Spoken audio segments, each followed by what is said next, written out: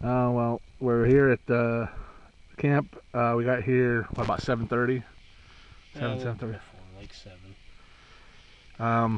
It's probably about 9:30 now. As you can see, as spinning the camera around, it is pitch black. So we can't really get any good video now. We never did find our friends. Couldn't really get a fire going. Wood's really wet, and we don't care that much at this point because we're so tired. So we left the fire go. Gonna get started in the morning, get some food. Steve's cook stove, valve busted. So we're going to bed hungry. I'm not hungry, I don't care. Yeah. We had a pretty rough go from the last video. It started downpouring for the last 3 miles. Yeah. We had 3 campsites picked, and this was number 3. We made it here, and we think that everybody else made it to campsite number 1 or 2, waiting for us. But we took a side road to get here a little quicker because we were running behind schedule, and it was raining. So hopefully tomorrow goes a little better. We're not following the original planned path. For a lot of bad luck. Bottom line is, 12-mile hike up the side of a mountain is probably not a good first 2-night hike. No. So, lesson learned. What are your thoughts, Steve? Well, I'm a little pissed my boots are still soaking wet. Yeah. As you can see, I had to double bag it so I could try and dry them out tonight. But now I'm just going to go to bed and hope for the best in the morning. Yeah, as you can see, I don't care. I'm barefoot, soaked pants. I did change my shirt. I did get my boots off. Just can't really see. We didn't really get a chance to eat. Didn't really get a chance to start fire starters. I mean, it's not because we can't. It's just because at this point we really just are too damn tired and we really don't care. It took us a few more hours than we planned getting up the side of that mountain. It's my fault. Bitten off a little more I can chew. The plan was for a 3-day Bugout bag, and it's really, what are you gonna do? You know, you gotta work with what you got. I got asthma. I'm like 375 pounds. We lost our group, and part of this is getting out with the guys, having a good time. Yeah. And me and Steve here have known each other for about 8 or 9 months now, and we get along good and all that. So we had a good time, the 2 of us. But it would have been nice if they would have met us here, which was the plan, and we would have maybe we would have a little bit more morale at the moment, because right now we're about dead. Steve's giving me the eye. Hurry up, I'm tired, I want to go to bed. No. I'm sleeping in probably can't see, it's pretty horrible. He probably hear that starting to downpour again. I'm in a tarp tent, got my glow sticks hanging all up. We'll take the camera to it in the morning. Tarp down. Steve's gonna head over to the tent. I'll see him in the morning. I'm gonna get my shit ready. I gotta change my pants and my underwear and shit because I'm fucking still soaked. We've hit a pretty good downpour for probably an hour at least. Yeah, we ran into there's a few hunting cabins up here. We ran into there's a few hunting cabins up here. We ran into a guy and looked like his teenage kids. They're camping, I believe, at a cabin not too far from here. They drove in. The whole area is crisscrossed by a lot of stone roads. We talked to him. We have our map, but we don't have a proper scale. So where we thought we were turned out to be where we were. So our navigation worked out pretty well. Kind of hurt us over at the mountain side of it because we thought we were about 2 hours behind where we thought we were. So that's really hurt us. Steve's been really he's been slowing down a lot to keep me going. He's the more experienced guy. But all in all, good for a first trip. 12 miles is probably too much for someone in my condition. Tent worked good. We'll see how the sleeping bag works. I'm going to bed hungry, so I didn't get to try my food out. Our cook pot, I didn't use my fire starters. I pretty much got the tent up, sat down, and from my toes to my ankles completely numb. Between that and the cold, and it's probably getting around 50. Wet, raining. Don't have the group with us. Steve's dead tired. I'm dead tired. We don't even care to start a fire, so we gotta do what we gotta do.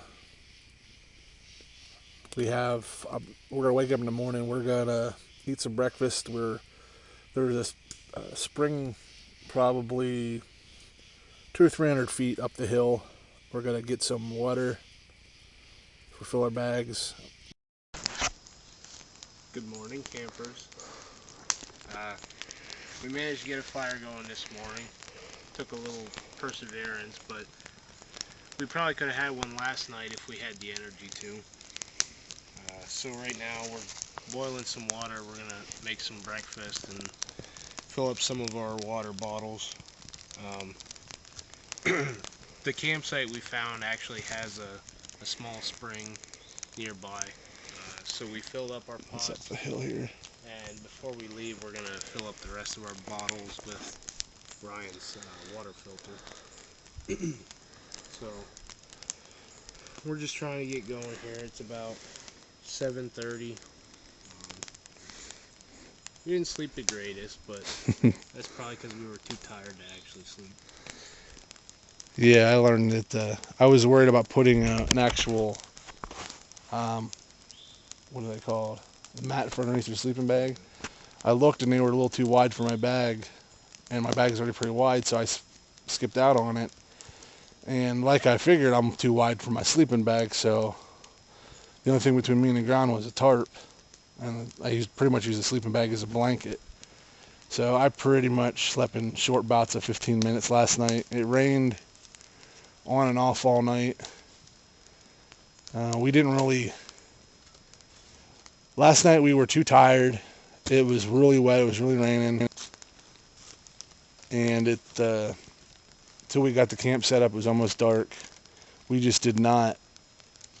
We had a fire started, but we just did not have the energy to fucking find dry wood. It was already getting dark. There's a lot of loose wood around here, but everything is soaking wet. There's a stream bed coming down through here, and there's an actual stream coming down through here. It's not real hard running, but everything here is soaking wet from all the rain and the streams. This camp here is pretty much sits between two separate little stream beds. This one over here is pretty dry, but it's still wet. It's not running. There's a couple of puddles, but we got everything set up. We did take some video last night before we went to bed, but it was pitch black and most of it didn't take. Might pull some of the audio out. We were pretty much we were grumpy and tired. We lost everybody pretty early on, but we stopped and filmed so many times, and I'm just slow to begin with, so we end up actually pretty far behind. And until midday yesterday, we lost contact with them. We don't have walkie-talkies and such, don't work down here. We couldn't yell and hear them, but it was raining pretty hard. That probably had something to do with it. At this point, we assume that they are at the first two campsites. There's two really close campsites that were on the main trail. We took a side road because we figured they'd be down here. We guessed wrong. I'm not really too worried about it at this point because the side road put us ahead of the other group. So hopefully in another hour or two we'll see them coming down over the hill and we can join back up with them here. Yeah, we were assuming that this was where they were going to camp. We took a gamble on what site they were going to take. They were trucking, so we figured they'd make it here because this was their goal. What I'm thinking right now is since we were far behind and they didn't see us and it was raining, that they set up camp on the earlier campsites.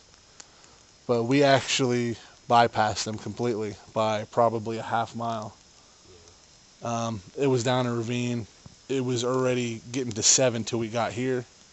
So we probably couldn't have made it down and got set up in time. Because it was, just looking at the map, not actually seeing it, but how everything looks in here, it's pretty rough. And the rain, I was having a rough time all day, but the rain really took what Steve had leave him to. And we were, the trail was only about maybe a foot and a half wide, but the overgrowth on both sides almost overhung the trail. If it wasn't for the trail markers, we probably couldn't even follow the trail. But we were both soaked. Steve a little worse because he's about a foot shorter than me. The brush, there was a forest fire there years ago, so most of the brush and everything there is still waist high. There's really no big trees in there yet. There is some, but not a lot. But just the rain, it's raining and it's just soaking into our pants. He's getting it from ankles to crotch, and I was just getting it up to about my mid-thigh because I'm so much taller. So he's got wet balls this morning. Not anymore. Yeah, I think they're dried out by now. They dried out by now, but it was not pretty when we got here. Yeah. Well, like I said, the main issues we had yesterday was getting up the side of the mountain. My asthma did not do so well, so in the future, probably a mountain this size is probably too much. Smaller mountains would probably be fine, or ones with proper break areas in between, because once we hit that mountain, there really wasn't any stopping. We went for about 4 miles at the end of the day without any breaks. We end up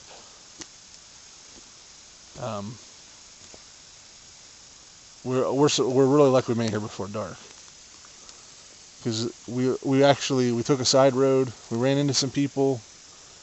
Our map doesn't have scale on it because we just have a corner of the map. We assumed where we were. We went down the road, and then we actually ran into somebody. There's a few hunting cabins back here, and he was running back to them. He actually told us where we were, and we were right on the track of where we thought we were, so we didn't get lost. Hey, real quick, do you want to record me opening this? Yeah, go ahead. Without a can opener? Yeah. Steve's going to show you how to open a can without a can opener. Okay, this is Pennsylvania, so you should never have a problem here, but you want to find a flat rock.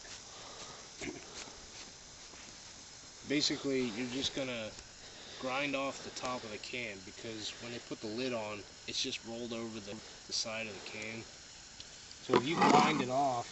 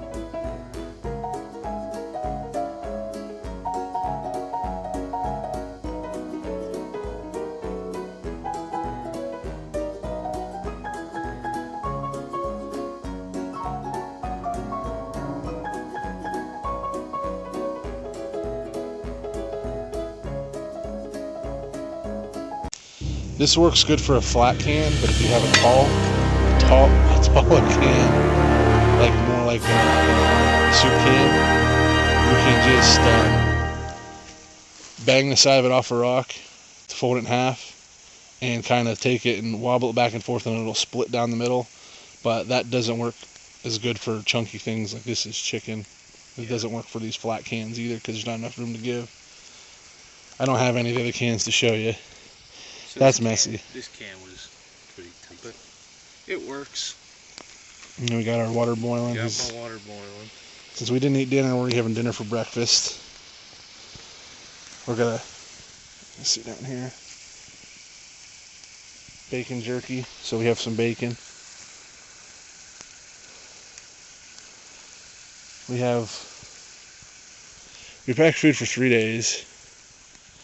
I have a freeze-dried meal, a couple of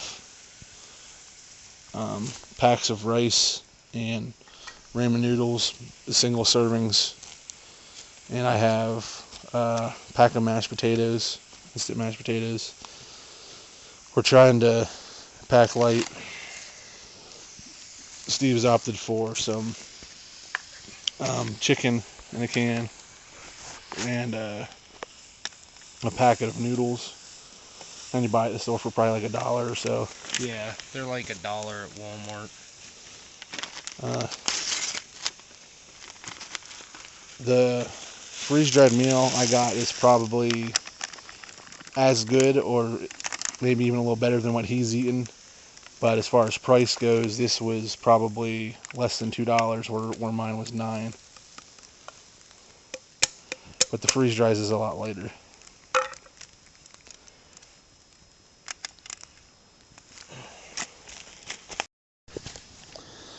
I'm going to travel lighter on this second day.